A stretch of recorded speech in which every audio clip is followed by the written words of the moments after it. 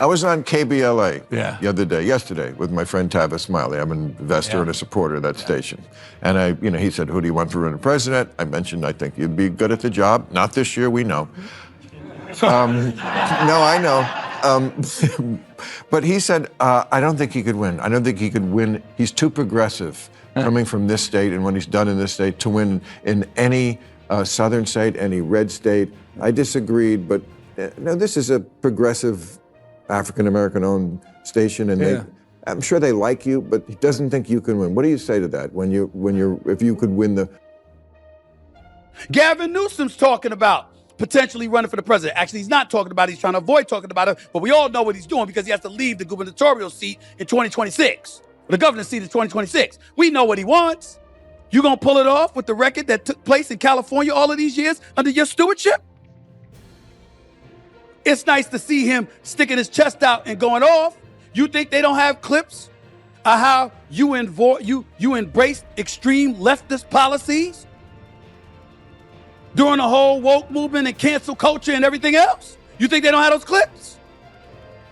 You think they didn't see people getting arrested and let out of jail the same day? Bill Maher and Stephen A. Smith have teamed up to deliver a scathing critique of Gavin Newsom, arguing that he has completely mismanaged California.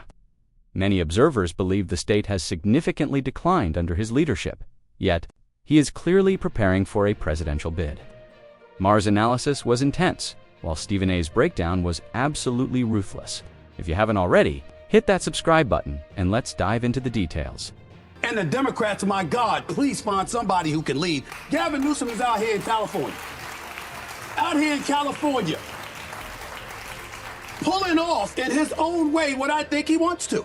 He's being known more for trolling Trump on his podcast or with other interviews than what he's actually doing in the state of California. They think that's leadership because they don't have it. They know what they're doing. These politicians know. They know where the money is. Stephen A. Smith didn't pull any punches, launching a fierce attack on Gavin Newsom for what he described as total stagnation while California suffers, instead of addressing skyrocketing costs, the exodus of major businesses, and public outcry. Stephen A. claimed Newsom is preoccupied with appearing on podcasts to criticize Donald Trump and appeal to a national base. In his view, the gap between performance and optics is massive.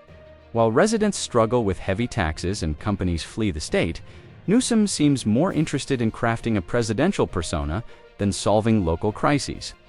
Stephen A. framed this as political performance rather than actual leadership, questioning where Newsom's loyalties lie.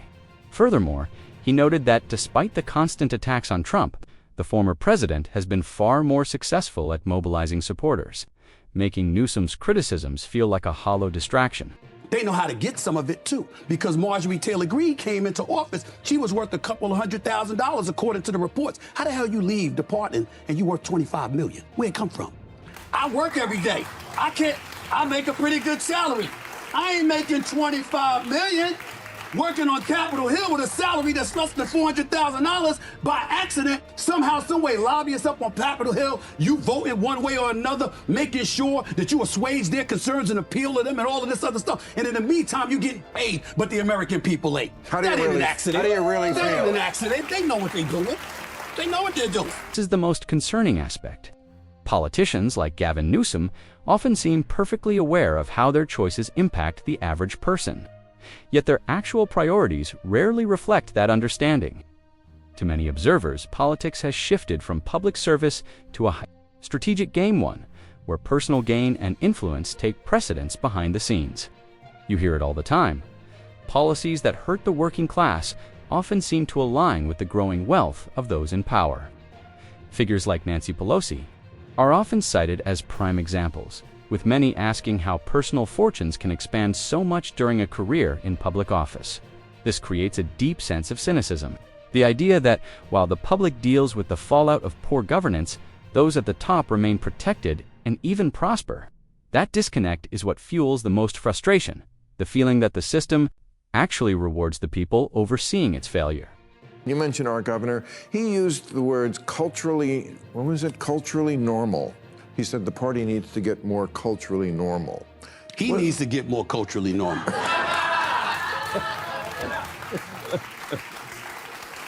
What is It's just the truth. It's just the truth. I actually like Gavin Newsom a little bit anyway, but it's just the truth. I like him. What does that mean to you, culturally normal? What do you think he means? What does it mean? I do not know what he means, but I don't. But I will tell you, I mean, that, again, I come from Michigan, where like, the average person just is a very pragmatic, like, put your head down and wants shit to work. That is it. And so I will be honest, we made hats at the end of my last campaign that just said Team Normal. I don't give a shit if you're a Republican or Democrat and independent, just like live in the zone of practicality. And the far right and the far left live in a different universe. I'm also confused by what culturally normal is even supposed to signify. That's a core part of the issue. Vague terminology like that is frequently used by Newsom and the progressive wing, yet it's almost never explained in a way that makes sense to regular people. It starts to sound like a coded language words that seem significant but leave everyone else in the dark. If culturally normal has a concrete definition, it should be explained clearly instead of being buried under buzzwords. If anyone actually knows what it means, feel free to explain it in the comments. That being said, I do agree with Alyssa Slotkin's point. Both the far left and far right need to de-escalate and return to some sense of normalcy. Constant ideological battles and culture war rhetoric aren't fixing the country's actual problems. They are just making the divisions much deeper. And so, to me, I don't know what he meant, but I think the average person understands that, like, sometimes you just take the simple way out, and everyone can agree. Somebody, 45%, they're saying 45% of folks in America, whether they vote Democrat or Republican, they're really independent, about 45%, which means that you're going to have a chunk of the American population that's going to influence these upcoming elections. And I'm looking forward to it because it needs to be influenced. As far as I'm concerned, not you, I'm not talking about you, but most folks on Capitol Hill, it just needs to be purged. Well, they need to go. As long as they're They need to being go. actual policymakers and not just provocateurs. Yes. Both Stephen A. Smith and Bill Maher have been vocal about the need for a total political overhaul, suggesting that many current leaders simply need to be replaced at the ballot box. Their argument transcends party affiliation. It's born from frustration with a stagnant system that feels completely unaccountable to the people. In their eyes, too many politicians have become comfortable choosing power over actual results. While daily struggles go ignored, Gavin Newsom is reaching the end of his term. But critics argue that his record shouldn't automatically earn him a promotion to the national stage. The concern is that promoting the same leadership, despite constant controversy, only risks repeating the same mistakes that voters are already tired of. For them, real progress isn't just about switching names, but about fundamentally changing who we choose to lead. Gavin Newsom's talking about potentially running for the president. Actually, he's not talking about it. He's trying to avoid talking about it, but we all know what he's doing because he has to leave the gubernatorial seat in 2026. The governor's seat is 2026. We know what he wants. You gonna pull it off with the record that took place in California all of these years under your stewardship? It's nice to see him sticking his chest out and going off. You think they don't have clips of how you embraced extreme leftist policies during the whole woke movement and cancel culture and everything else? You think they don't have those clips? You think they didn't see people getting arrested and let out of jail the same day? Stephen A. Smith has issued a warning that a presidential run by Gavin Newsom could backfire on the Democratic Party. He argues that as soon as Newsom hits the national trail, opponents will flood the airwaves with old clips and statements, particularly those involving controversial woke rhetoric. In the digital age, nothing is ever truly deleted, and every old soundbite is potential ammunition. Critics would likely use those moments to portray him as out of touch with the average voter, calling his consistency into question. One specific example that keeps coming up is Newsom's changing stance on the term Latinx, while he recently tried to distance himself from it, suggesting he never really used the label. Critics quickly found footage proving otherwise. That silence since then has only fueled skepticism, making it clear that these types of contradictions could be a major problem. You think they in don't the have national footage of election crime vote. ravaging the streets of Los Angeles or homelessness? You think they don't know about the cost of living and how it's the highest in this republic right now? Let's talk. Even Stephen A. Smith then turned his attention to what he views as systemic failures in California, citing everything from alleged corruption to the never-ending homelessness crisis.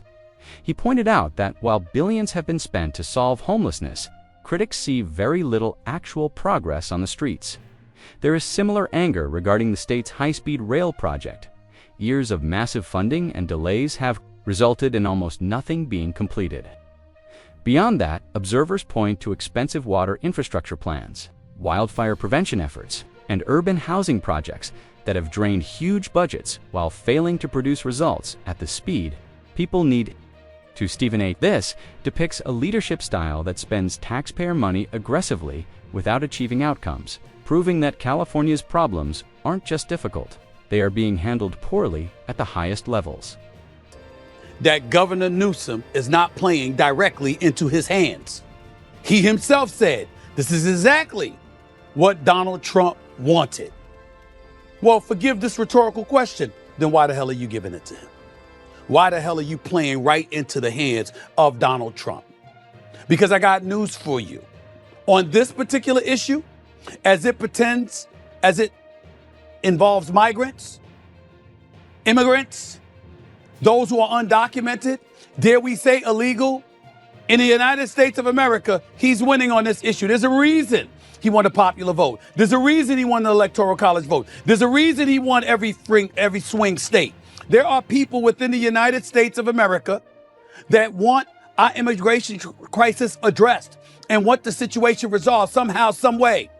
And the person that seems eager to bring a resolution to the table is President Donald Trump. Stephen A. Smith argues that even on the topic of immigration, Donald Trump seems to have the tactical advantage, describing his methods as calculated and strategically, a chess player looking several moves ahead. In Stephen A.'s view, Trump isn't just reacting to events. He is setting the traps, controlling the narrative, and forcing his rivals into predictable corners. This is exactly where he believes Gavin Newsom is failing. Instead of offering a disciplined, clear counter-strategy, Newsom often seems reactive, jumping directly into the specific debates that Trump wants to lead. The result, from this perspective, is a political edge that keeps shifting toward Trump, particularly on high-stakes issues like the border. For Stephen A., it's not just about the policies themselves, it's about who owns the conversation. And right now, he believes Trump is playing the game much more effectively. It's stuff like there's a new law in this. I think we have way too many regulations and laws, as we've talked about. And this one, I think, says if you're a department store with over 500 employees, you have to have a gender-neutral toy department. Yeah. Stuff like that. Yeah, I get it. So do you think that's silly? Do you think that's a silly thing that we too much government there? That's an interesting one because the department stores came to us supporting that, and they're the ones making a case for that. They're making us. They're already moving in that direction. Wanted you to make a law about them? Well, he only had to look at the look of pure disbelief on Bill Maher's face when he asked that question. It said everything. Gavin Newsom's argument simply didn't make sense to him. Maher was visibly confused as to why California would ever pass a law forcing department stores to create gender-neutral toy sections in the first place.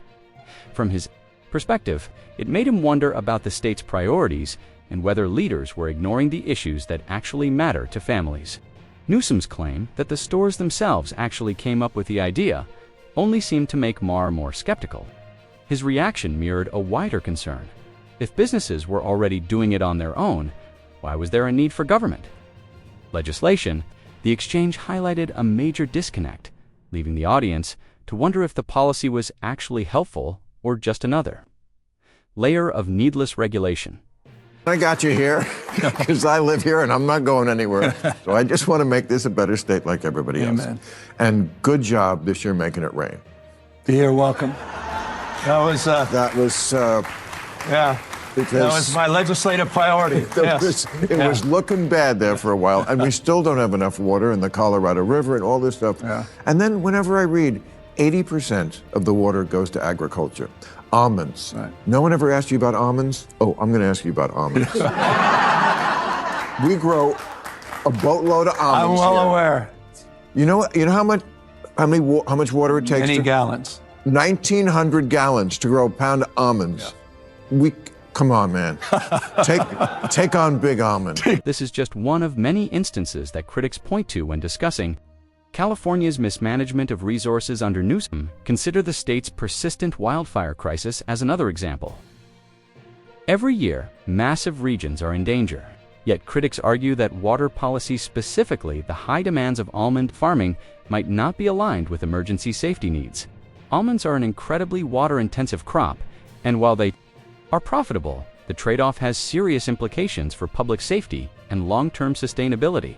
Critics believe this shows a fundamental misalignment of priorities, where corporate profits are put ahead of environmental safety and disaster planning. While the fires rage, residents and firefighters are left to deal with the fallout, exposing a systemic failure to put resources where they are needed most. For many, this perfectly illustrates a government that cares more about optics than solving practical problems. I was on KBLA Yeah. yesterday, with my friend Tavis Smiley. I'm an investor and a supporter of that station. And he said, who do you want for running president? I mentioned, I think you'd be good at the job. Not this year, we know. No, I know. But he said, I don't think he could win. I don't think he could win. He's too progressive coming from this state and what he's done in this state to win in any southern state, any red state. I disagreed, but no, this is a progressive African-American owned station, and I'm sure they like you, but he doesn't think you can win. What do you say to that if you could win the... When you look at these points as a whole, a distinct pattern starts to emerge. Critics like Stephen A. Smith and Bill Maher view Gavin Newsom's tenure as a symbol of a wider failure in California's political system. From wasted resources and stalled projects like the high-speed rail to the ineffective response to homelessness and divisive social policies, there is a strong sense that priorities are skewed. Newsom's national ambitions, they argue, risk bringing these same failures to the federal level, inviting intense scrutiny of his past mistakes. Like Donald Trump, are seen as playing a more calculated strategic game, while Newsom reacts without a solid plan. Whether it's diverting water during fire seasons, passing odd laws about toy sections, or contradicting himself on cultural terms, the main concern is a leadership that values image over results. For many, these trends highlight a desperate need for accountability and real governance. And with that, we conclude today's video.